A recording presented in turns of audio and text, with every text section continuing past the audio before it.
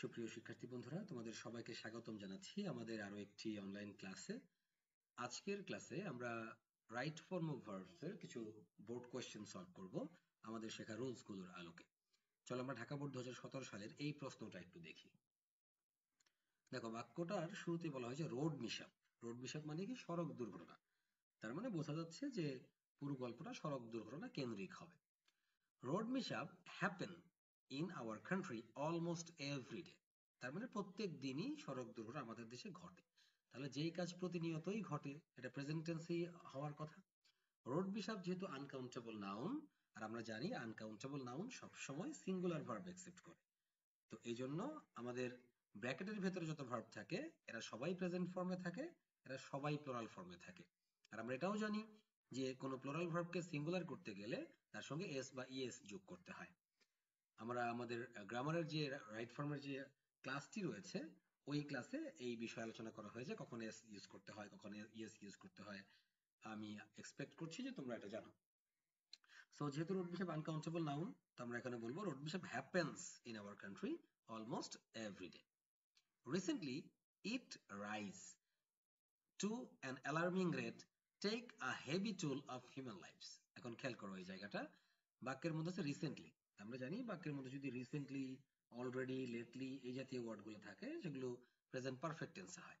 তো present perfect টেন্সের structure কি? সাবজেক্টের পরে হ্যাভ বা হ্যাজ, তারপরে ভার্বের পাস্ট পার্টিসিপল। যেহেতু সাবজেক্ট রয়েছে ইট, এটা একটা সিঙ্গুলার সাবজেক্ট, এই জন্য আমরা বলবো হ্যাজ। আর রাইজের পাস্ট পার্টিসিপল রাইজেন।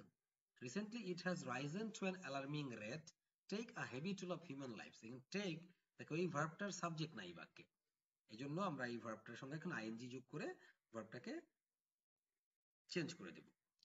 তাহলে কি দাঁড়াবে? Recently it has risen to an alarming rate taking a heavy toll of human lives.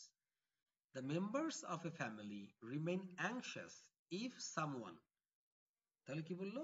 যে একটা পরিবারের সদস্যরা উদ্বিগ্ন থাকে if someone, যদি কোনো একজন, কেউ, তাহলে someone সিঙ্গুলার, the travel হয়ে যাবে travels, someone travels in a bus. In most cases reckless driving cause road accident. জায়গাটা খেয়াল করো, সাবজেক্ট হিসেবে কি আছে? Reckless driving. রিকলেস ড্রাইভিং কি কাউন্ট করা যায়? এটা আনকাউন্টেবল নাউন, ওই রুট মিশাপের মতো সিঙ্গুলার ভার্ব অ্যাকসেপ্ট করবে। তাহলে আমরা কজকে এখন বলবো কজেস। বুঝা গেল ব্যাপারটা? The drivers are in the habit of violate traffic rules. এই জায়গাটা খেয়াল করো, ভার্ব আছে ভায়োলেট, তার আগে আছে অফ। অফ একটা প্রিপোজিশন। তো আমরা জানি টু ব্যতীত অন্য যে কোনো প্রিপোজিশনের পরে যদি ভার্ব থাকে তার সঙ্গে আইএনজি যোগ করতে হয়। তাহলে আমরা বলবো the drivers are in the habit of violating traffic rules.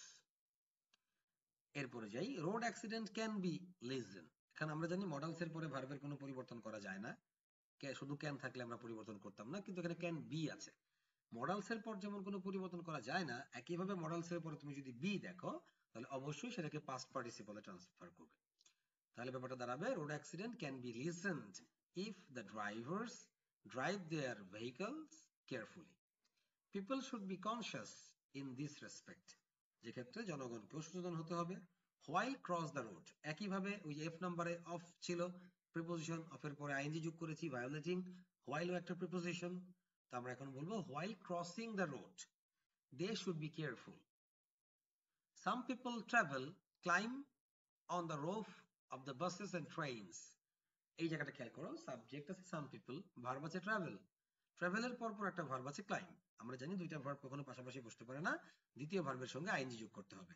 তাহলে ব্যাপারটা দাঁড়াবে some people travel climbing on the roof of the buses and trains. That means কিছু মানুষ বাস এবং ট্রেনের ছাদে করেও ভ্রমণ করে। Traffic rules must be maintained strictly with a view to control road accident.